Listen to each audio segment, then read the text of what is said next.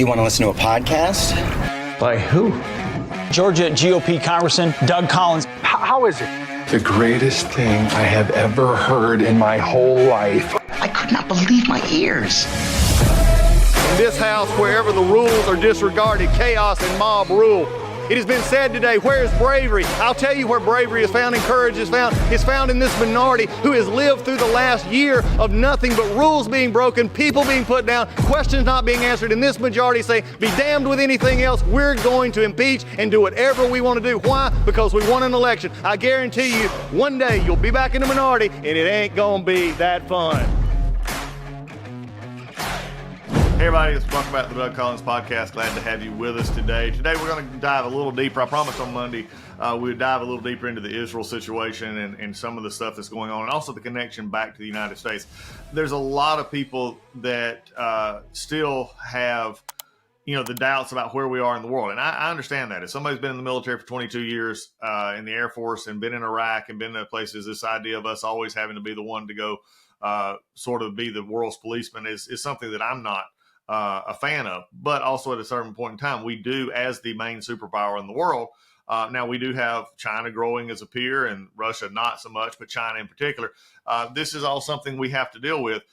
It's part of being, to whom I would go back to the old biblical terminology, to whom much is given, much is required. And I think that's going to be the situation that we go forward to. But I'm going to give also a little bit of reasoning this morning why I'm concerned about we've got to do a better job on the border. We've got to do a better job in this world security as we go forward. But right after the break, we'll come back. We'll talk Israel. We'll talk the border. We'll talk the connection between the two and our world situation. So welcome to the podcast. We'll talk here after the break. Hey, folks, when you look out and you see the country and just the disarray it is, you see the Biden administration, you see the wholesale prices have just went through the roof again. Inflation is tearing us up. If you have your finances all impinged in just a few areas, if you're just in stocks and bonds and you're not diversified, I got some news for you. You need a navigator. You need somebody to help you get to where you need to go with those finances. And I can't think of anybody better to do that than my friends at Legacy Precious Metals. You need precious metals in that portfolio. You need gold and silver. And Legacy Precious Metals, the folks there, they're the navigators. They know how to deal with tough times. They know and how to look ahead and take your personal situation and make it something that can be workable for you in the long term, because that's at the end of the day, that's the one you're most concerned about. You need to make sure that your personal finances and your retirement are secure. You need folks like Legacy Precious Metals helping you in that. They will take the time to learn you. They'll learn your finances. They'll learn where your investment goals are, and they'll help you get there. And metals and gold right now in this kind of crazy inflation, in this kind of crazy economy with the Biden's economy is just, you need that help. And Legacy Precious Metals is the one to do that. So give Legacy Precious Metals a call, 866-528-1903, 866-528-1903, or you can always visit them online at legacypminvestments.com, and you can download their free investor's guide. Legacy Precious Metals, they're the ones you need. They're the navigators to help you through these turbulent times. Hey everybody, it's MyPillow's 20th year anniversary, and over 80 million MyPillows have been sold. Mike Lindell and MyPillow wants to thank each of you and every one of you for giving you the lowest price in history on their MyPillows. You will receive a queen-size MyPillow for $19.98. Regular price is $69.98, and just $10 more for a king size. You will receive deep discounts on all MyPillow products, such as bed sheets, mattress toppers, pet beds, mattresses, my slippers, and so much more. This is a time to try out something other than the amazing products that you've had your eye on. Go to mypillow.com, click on the radio podcast square, and use the promo Collins, Collins, to receive this amazing offer on the queen size MyPillow for $19.98, or call 800-986-3994. This offer comes with a 10-year warranty and 60-day money-back guarantee. It's time to start getting the quality sleep you deserve. You know how I know that? Because I sleep on a MyPillow every night. Go to mypillow.com and use promo code Collins, Collins, or call 800-986-3994 today. All right. As we move forward today, let's dive into the Israel situation. Not a lot in per se of movement has changed at this point. Israel. And if you go to a map and if you look at it from the perspective, Gaza Strip, the Gaza area is a very small area. It's geographically small, but it is very densely populated among Palestinians, terrorists, the Hamas terrorists and others, and they're all interwoven. So Hamas, the cowards that they are standing beside kindergartens. They're going to schools, churches, and everywhere else. That's where they're shooting their rockets all from. And Hamas has basically terrorized their own people for years. And, they won the election in very interesting fashion and format back, almost, 15, 16 years ago. And now they have just cemented their power. Hamas is a terrorist organization. Hamas is not friendly to the world. Hamas is not ready for the world stage. They're not ready to interact with the world because, number one, they believe that Israel has no right to exist and ought to be obliterated off the face of the earth. Number two, they have no idea of what it would mean to compromise into a peaceful solution in which they could live in the area with Israel, which, by the way, most people, you don't realize there are Palestinians who are Israeli citizens who are not Muslim and they're Christian, but there's also Israeli citizens who are Palestinian who also are Muslim and Christian. So again, it's a difficult situation here, but look, Hamas and Hezbollah are controlled by Iran, along with the other affiliated groups out of Iran, which they have now given, as publicly reported, given a freedom to operate. That's why we're seeing the attacks on our bases. We discussed this a little bit on Monday. This is something that will draw us in quicker than anything else, and that is how we have determined our response. I believe that there needs to be a forceful response. If you're going to attack bases in which we have American troops, there needs to be a price to pay for that. And simply letting it happen with no price to pay is something that is going to be interesting down the road. Again, we'll deal with that as time goes on. But getting back to Gaza is a very difficult situation for Israel. Is if you just look at it, published reports, you look at everything about it, the idea of them going in to try and wipe out Hamas is going to be a very difficult proposition. And because the Hamas has been there for years, they're dug in. It's a home turf. There is booby traps everywhere. You've seen how they booby trap kids' toys and kids' backpacks. I mean, all of this is going on in Israel and the Gaza region as we speak. Now, what has been a little more concerning is Hezbollah has, as we've talked about briefly here on Monday, is looking more and more to say they're going to be proportionate or they're watching what goes on in Gaza is determine what they're going to do on the northern border with Israel out of Lebanon. This is another area. They're much better trained, much better equipped, bigger, have more capabilities than the Hamas terrorists in Gaza. So, again, this is all working itself out here in a very difficult situation. And we'll see how the forces come to play, how this involves. And what I really want to transition here for a moment and just spend some time just to discussing this is why I hear this still a lot, and it's very concerning to me to see the pro-Hamas forces. And I spoke about this. When you have people who've been here in the U.S. for either all of their life or all, that they're here still backing the Palestinian terrorists. Because when you see, it's not simply they're supporting Palestinian people. When you have, as the young lady in Atlanta, I believe it was, and others, where they say we support Hamas, it was very justified in what they did. Number one, they live in America. They're very safe. They get the protest for free. They're not in terror, danger, or anything else. If they lived in Hamas, controlled Gaza, they would not get to do the freedoms. It also is amazingly interesting to me when you have groups that Hamas and Muslim, especially the Hamas leadership and Hezbollah and Iran, hate, such as the LGBTQ community, who are supporting Palestinians. Okay, understand something. They don't like you. They would take you out just like they take the Jewish population out because they don't believe Israel has a right to exist. And so how do you actually, reconcile those views? I don't know. It's become the, cause du jour of the day to go out and say we are supporting Palestinian and throwing out words like apartheid and everything else, when exactly the opposite is true in much of, of even the thought where you do have Palestinians and Israelis and others living together. As long as you're not throwing bombs at each other, which is what Hamas does on a regular basis. Okay, if you had any thought that Hamas was a normal government, by the way, their leaders are out of Qatar. Okay, they're sitting in suites in Qatar, living luxury, while the Hamas fighters, the regular folks, are back here dying for what they're wanting done. Again, the cowardness just never ceases to amaze me with Hamas. Okay, and some of these other terrorist organizations who go to these other countries.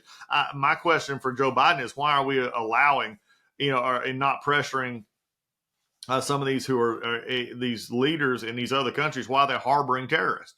I mean, it's something we've talked about a long time. But back to a couple of things on that I've heard, and I've seen this a little bit more and more about America just ought to stay inside the United States. And I've seen that if we didn't involve ourselves anywhere in the world, we'd be this wonderful country, and that we spend all of our money here. And again, that's pretty much a false reality that people are trying to paint here of the reaction of what we do in the world. To think that the world would just leave us alone if we just simply stayed within the 50 states and territories that we have is frankly not a very honest response. It just isn't. And because we, through this administration, and if you're liberals and think this ought to happen, this administration has cut off your oil supply. I mean, we're having to buy oil from the Middle East and Venezuela and Iran and these others. We're at their mercy because we won't have the sense enough to drill oil here and supply for our own energy needs. And so as you look at this going forward, we are tied into this. So there's two areas I want to touch on real quickly this morning. Number one, as I mentioned earlier, we are seeing Iran's proxy terrorists targeting military bases or Mideast bases which have American forces in them, which could drag us in very quickly. They have caused damage and minor injuries. The Biden officials have warned Iran, don't keep doing this, but it's still happening. Reported out of the New York Post, also on X, Twitter, and others, is that we've seen Al-Amar oil fields in Syria. We've also seen Al-Tanf bases housing U.S. troops.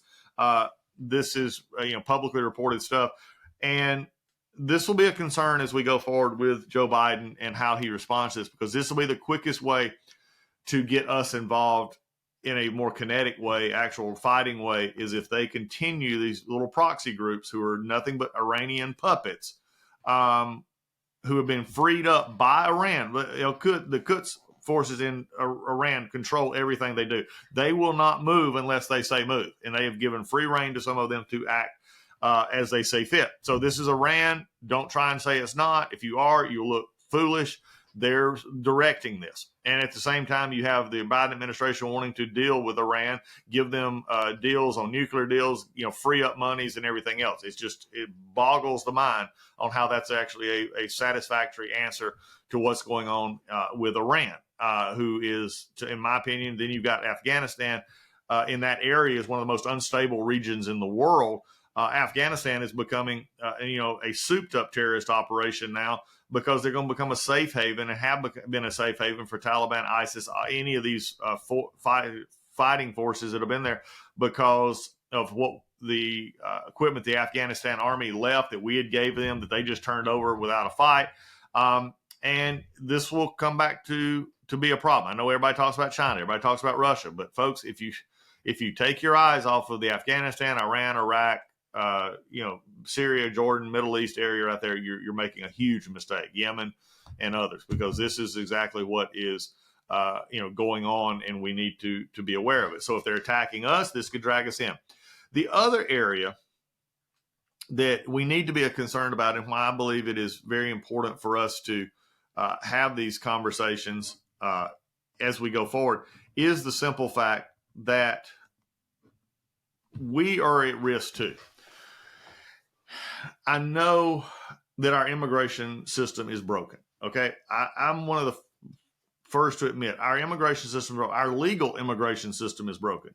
There are people who would like to come to the United States, who we would love to have in the United States, who bring skills, they bring opportunity, they bring hope. Those are the folks that you want to come here. They will assimilate into our culture and our systems and are great and wondrous people. Those are the people who built this country from the ground up. We need agricultural guest worker programs. We need things to make sure that our agriculture is picked and our farmers can sustain their growth. These are all vital purposes that are broken right now in the United States. Our visa system is broken. Most of the ones, over half of the illegal immigrants, it may not be now as much as coming across the southern border, but at least half of the illegal immigrants into our country are here because the government at one point gave them a visa and said, you can be here. Now think about that for a second. We've given them a piece of paper and said, you can be here for a set amount of time. They get here, they like it, they like the freedoms, they like everything they see here. And for some of them coming from countries in which they don't experience those freedoms, they say, we will stay. And either some will get married, some will do others, but some will just stay. That is a group of people that we have in our country that are not supposed to be here, but make up about half of the illegal immigrant population.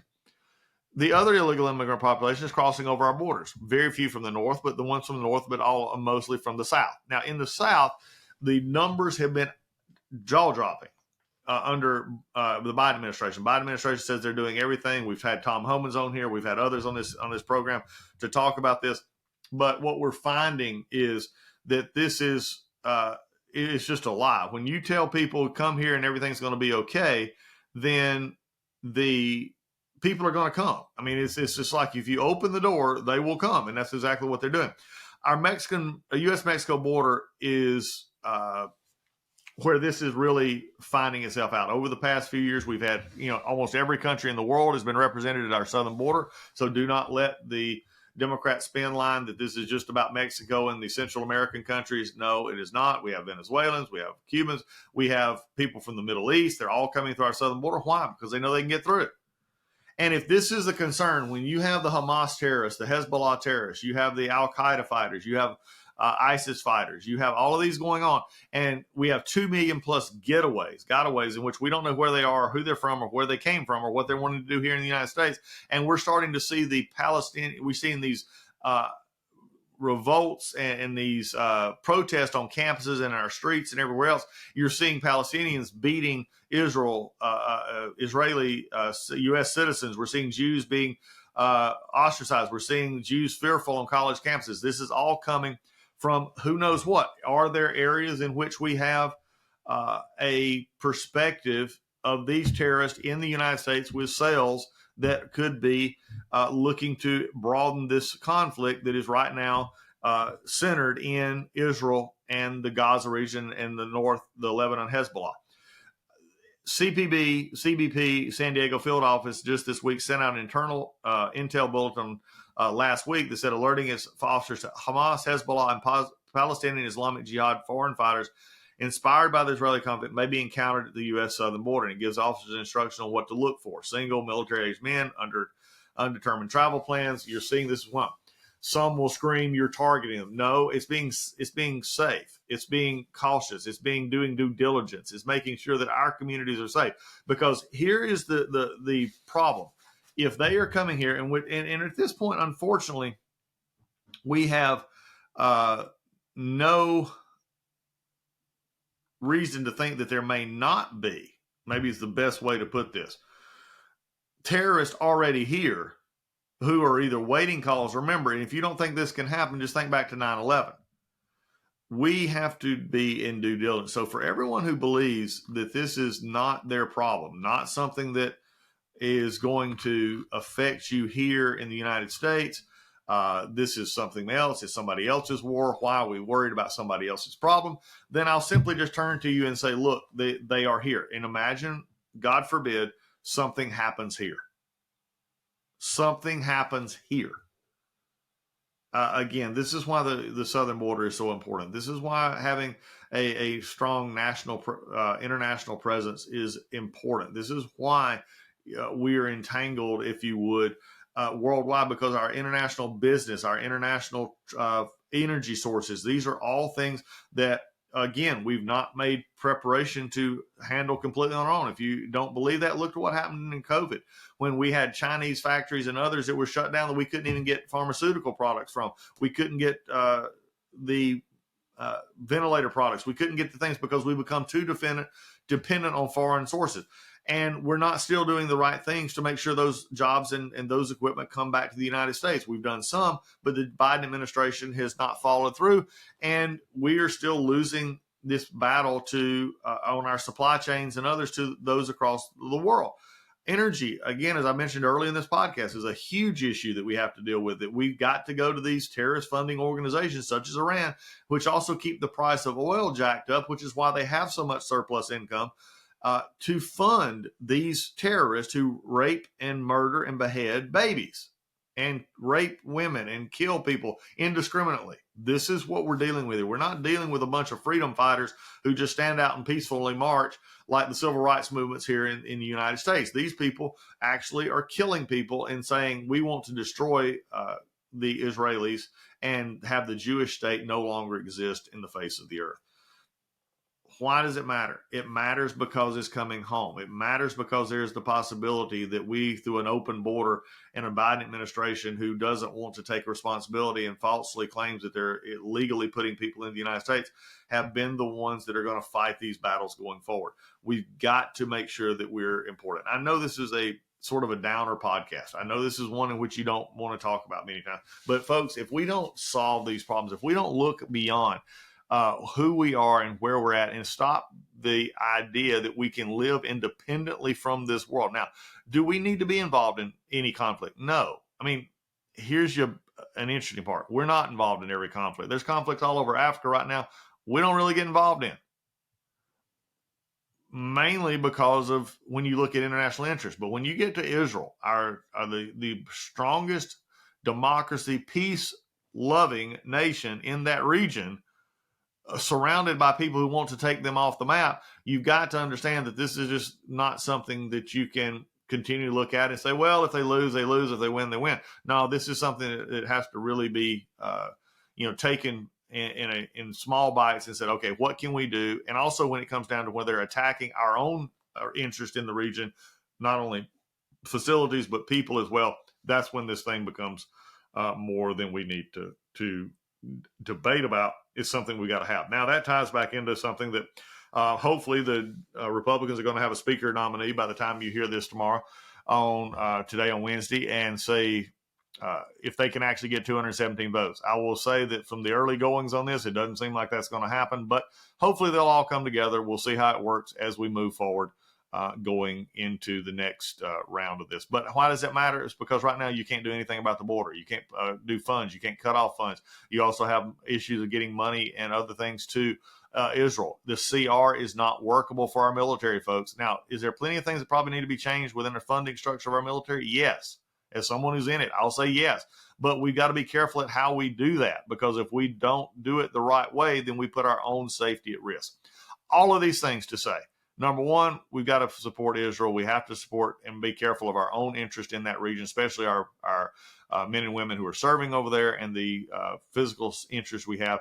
Number two, we've got to have a Biden administration that realizes that a porous border is a national security risk. And number three, we got to get the Republicans, who are in the majority in the House, have to get back to acting like a majority. We'll see how that goes, but we'll keep you informed.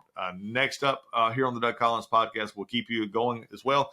We've got some great shows coming up in the future. Got Chan Gailey going to be weighing in on the midseason report in football, college football. We got Georgia-Florida week. We got the Friday's Finest coming up with Chip and James. Looking forward to that. Lots going on. Stick with us here on the Doug Collins podcast. We'll keep you informed as we possibly can. See you next time.